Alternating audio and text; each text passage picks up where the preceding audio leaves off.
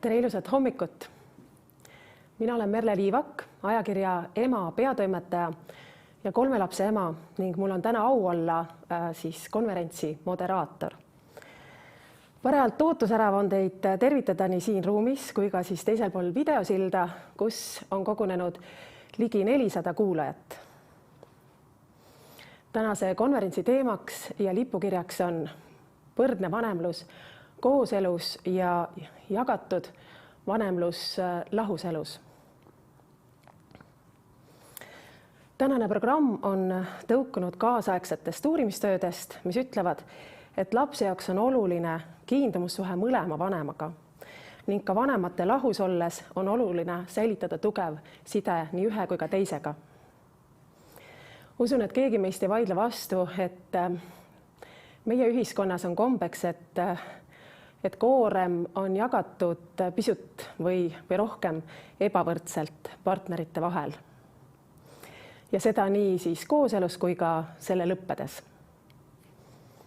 Tänase konverentsi eesmärk on tõsta meie kõigi teadlikkust, kuidas vanemlust võrdsemalt korraldada. Meie sündmuse loojateks on vabatahtlikud organisatsioonid, kes hoolivad lapsevanemate vahelisest dünaamikast, mis pakub lapsele parimat kasvukeskkonda. Aga millest me täna täpsemalt räägime?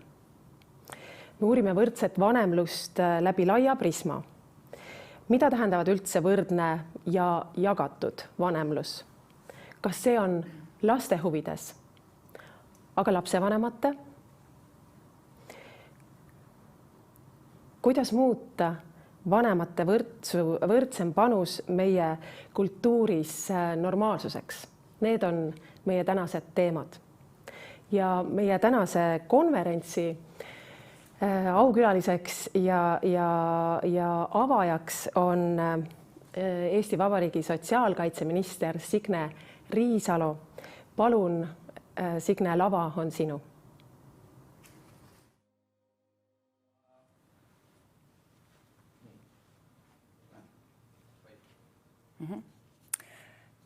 Tere kaunist hommikut kõigile, kes jälgivad meid ekraanide vahendusel, sest tänapäev on toonud meile täiesti uued harjumused. Silmast silma ei näe ja mina siin räägin pea tühjas ruumis. Aga ma usun, et tänane päev saab olema huvitav. Ja kindlasti ma tahan öelda suur aitäh kõikidele nendele mittetulundusühingutele, kes on ühiselt konverentsi ette valmistanud. Ja veel enam, kes ühiselt on hoidnud võrdse vanemluse teemat meie ühiskonnas üleval juba mitmeid aastaid. Me oleme huvitavas ajas ja me oleme ka huvitavas kuus ja nädalas. Sellel kuul me tähistame Eesti ühinemist ÜRO lapse õiguste konventsiooniga ja see number on juba aukartust äratav 30 aastat. Sellel nädalal toimus Lastekaitse Liidu konverents laste õiguste teemal, keskendunud nendele lastele, kes oma peres, sünniperes kasvada ei saa, andes hoogu ja julgustust nendele peredele, kes on võtnud kasvatada lapse, kes on sündinud nende südames. Aga sellel nädalal on toimunud veel mitu olulist üritust. Sellel nädalal me tunnustasime peresõbralikku tööandjat tunnustusmärgiga. Sellel nädalal on meil käimas ka noorte õiguste või laste õiguste filmid PÖFFi raames. Sellesse konteksti sobitub väga hästi ka võrdse vanemluse teema, millest me räägime täna. Perefunktsioonid on ajas väga oluliselt muutunud ja selles kiires tempos, nii nagu keskkond meie ümber muutub, ka ootamatult muutub, on perekonna funktsioonid muutunud veelgi. Me ootame peredelt paindlikkust, me ootame peredelt tegelikult oskust luua suhteid, säilitada suhteid, nii vanematel omavahel kui ka lastega, kui ka kõikide nende partneritega, kes aitavad meil lapsi kasvatada. Olgu need lasteaiakasvatajad, õpetajad või jumala eest tänapäeval väga oluline partner ka perearst. Kõik need küsimused. kas vaktsineerida, kas minna kooli, kuidas saada hakkama distantsõppega. Need on suured muutused pere jaoks ja suured muutused ka ühiskonna jaoks. Ja seetõttu muutub järjest olulisemaks ka oskus paindlikult muutustega kaasa minna. Säilenõtkus on selle asja nimi ja see säilenõtkus on muutunud üheks olulisemaks omaduseks inimesel, et tänapäeva kiiresti muutuvas ühiskonnas toime tulla. Enamikul meist on ettekujutus, milline on perekond, milline on lapsevanem, milline peab olema õige ja hea lapsevanem. Aga mina julgen küll öelda, et ei ole ühte sellist mudelit, mille järgi me saame hinnata, et see on õige või et see on ainuõige viis olla lapsevanem. Olla lapsevanem, see tähendab lapsega koos kasvamist. Olla lapsevanem, see tähendab teha kompromisse. See tähendab kompromisse nii lapsega kui ka kompromisse lapse teise vanemaga. Muutunud peremudelid on seadnud väga paljud pered, lapsevanemad olukorra ette, kust just nimelt see oskus muutuvaid inimsuhteid pöörata lapse kasuks. Riigi ülesanne on luua keskkond. Täpselt samamoodi nagu vanemate ülesanne on luua keskkond lapsele, on riigi ülesanne luua keskkond peredele. Keskkond, kus last on turvaline ja hea kasvatada. Loomulikult väga oluline on see, et avalikud teenused oleksid kättesaadavad. Et oleks lapsehoid, et oleks kvaliteetne haridus, et oleks tervishoid, et oleks teadlikkus lapse vajadustest ja lapse ootustest. Aga poliitikameetmete arendamisel oleme me täna pannud suurt rõhku sellele, et vanemahüvitiste, peretoetuste kõrval, mis Eestis on ühed maailma kõige heldemad ja tänaseks võime ka julgelt öelda, et ka väga paindlikud, et oleks teenuseid. Teenused on need, mille kohta on ka lapsevanemad öelnud, et pigemini neid me turvalise keskkonna loomiseks lastele ja ise toime tulemiseks töö ja pereelu ühitamisega vajame. Eestis on 7 aastat alates 2014. aastast pakutud imeliste aastate vanemluse koolitust. Koolitusi on läbi viidud 70 kohalikus omavalitsuses. Sealt kõrvalpõikena, et omavalitsusi meil on 79. Koolitusi pakutakse siis põhiprogrammi raames, kuhu suunatakse lapsevanemaid, kellel on 2–8-aastased lapsed. Mõningasel määral me oleme pakkunud ka jätkuprogrammi, kus on vanemad, kelle lapsed on vanuses 4–12. Aga eeldus on siis muidugi, et põhiprogramm on vanematel läbitud. Käesolevaks aastaks on meil pea 4000 vanemat läbinud imeliste aastate koolituse. Aga see on sama number suurusjärgus, mis on kohtukaasusi ühes aastas, kus vanemad vaidlevad lapse hooldusõiguse, elatise, suhtluskorra üle. Perede mitmekülgseks toetamiseks on Lapse Heaolu Arengukeskus 3 kohalikus omavalitsuses käivitanud ennetus sellise perekeskuse pilootprojekti Perepesa. Mina puutusin Perepesa taoliste keskustega kokku Rootsis esmakordselt, ma julgen öelda küll nüüd juba 15 aastat tagasi. See tundus suurepärane võimalus toetada peresid, kellel tegelikult ei ole täna probleemi, kes täna ei ole sotsiaaltöötaja või lastekaitsetöötaja kliendid. Aga selleks, et vanematel oleks paremaid teadmisi, oskusi, et nad oleks toetatud nii professionaalide poolt kui ka üksteise poolt, seesama sarnase tugi, on need perepesad suurepärased kohad. Nii on meil Türil, Põltsamaal ja Viljandis perepesad, kus lapsevanemad saavad toetatud nii vanemluse oskuste poole pealt, pere vaimse tervise poole pealt, lapse heaolu ja arengu tagamise poole pealt. Ja ma julgen öelda, et järgmise aasta teises pooles, kui avanevad Euroopa Sotsiaalfondi järgmise perioodi ressursid, siis me püüame aidata kohalikke omavalitsusi, et tekiks veel ja veel selliseid perepesasid. Perede tagasiside on ülipositiivne. Mis on veel oluline, on tugivõrgustik, mis lapse ümber on. Vanemate ja laste eneseabioskuste arendamine. Laste puhul me teame, et meil on koolis KIVA, kiusamisvaba kool programm. Me teame, et palju räägitakse siis kooli kiusamisest, nii-öelda heaks lapseks olemisest, teise märkamisest, enda kehtestamisest, oma tunnete väljendamisest. Seda kõike õpetatakse koolis täna. Aga tänastele lastevanematele seda koolis ei õpetatud.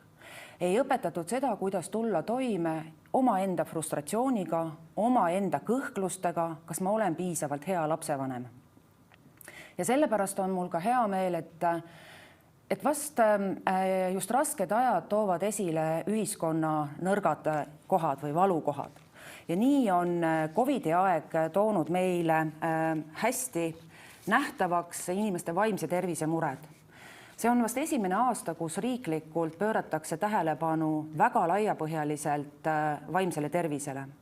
Ja vast siinkohal on kõige kasulikum meede, mida riik on sellel aastal alustanud, kohalike omavalitsuste toetamine, et oleks võimalik palgata kogukonna psühholooge ja et oleks võimalik pakkuda täiendavat psühholoogilist tuge inimestele. See aitab lapsevanematel toime tulla. Töö ja pereelu ühitamine, tasakaalu leidmine on samamoodi iga pere väljakutse. Selleks, et töö ja pereelu ühitamine oleks võimalikult paindlik, pere vajadusi ja laste vajadusi arvestav, on meil kujundatud üsna paindlik vanemahüvitiste süsteem, nii et samaaegselt on võimalik käia tööl ja olla ka oma lapsega. Ja sellist paindlikku töötamist on tänaseks kasutamas 1/5 lapsevanemaid. Samamoodi on oluline emade ja isade võrdsem hoolduskoormus või selle jagamine.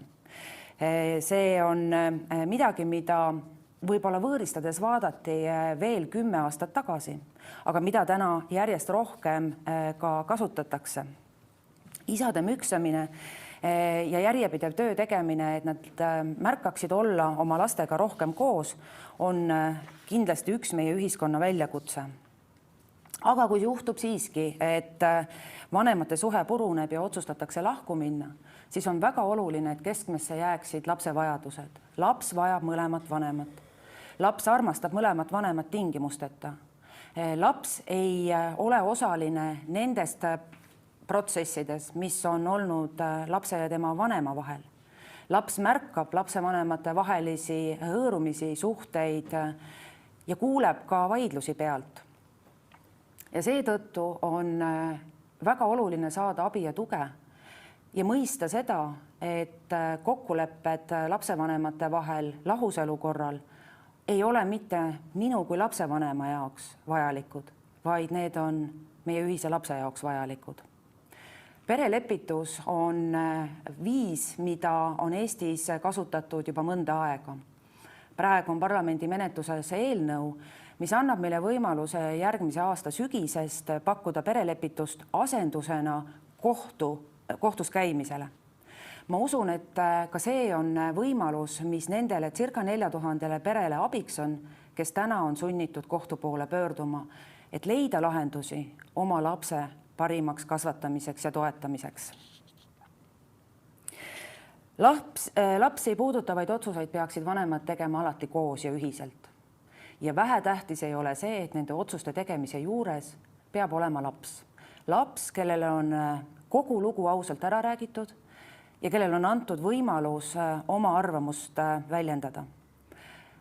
Lapse puhul on oluline ka see, et me selgitaks lapsele, mis on ühe või teise täiskasvanute tehtud otsuse tagamaad. Miks otsustati just nii? Sest see annab võimaluse kõigepealt lapsel näha vanemate vahel toimunud probleemi lahendust ja teisalt näha ka seda, et tema arvamus oli tähenduslik. Ja õppida sellest, kuidas olla ise parem inimene ja parem lapsevanem. Mina soovin teile kaunist päeva, tarkust lapsevanemana ja toetage ikka oma partnerit, loomulikult oma lapsi, aga ka sõpru ja tuttavaid, kes vajavad nõu ja abi.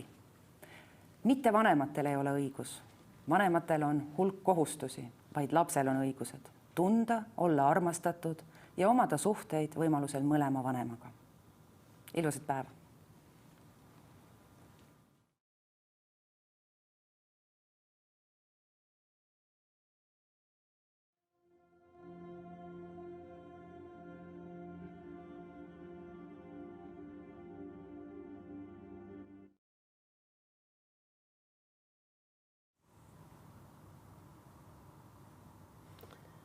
Aitäh sotsiaalkaitseminister Signe Riisalo nii ilusa ülevaate eest. Mul on üks küsimus. Nimelt te rääkisite epideemiakriisist kui sellisest protsessist, mis toob valukohad välja. Kas on midagi, millega on kriis meid ka positiivselt mõjutanud pereasjades? Jaa, ma arvan küll, et me oleme hästi palju rääkinud sellest, kui keeruline on olnud distantsõppel korraldada töö- ja pereelu.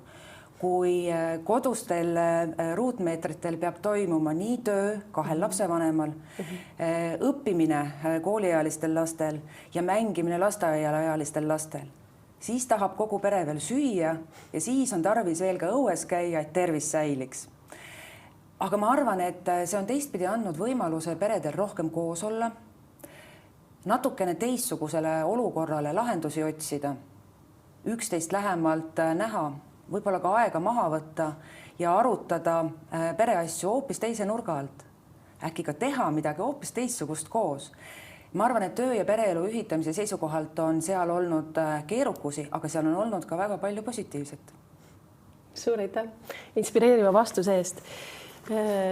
Ja enne kui te edasi lähete, ma tänan teid väikese kingitusega Tanel Veenrelt. Issand, aitäh! Kõike head. Teile samuti.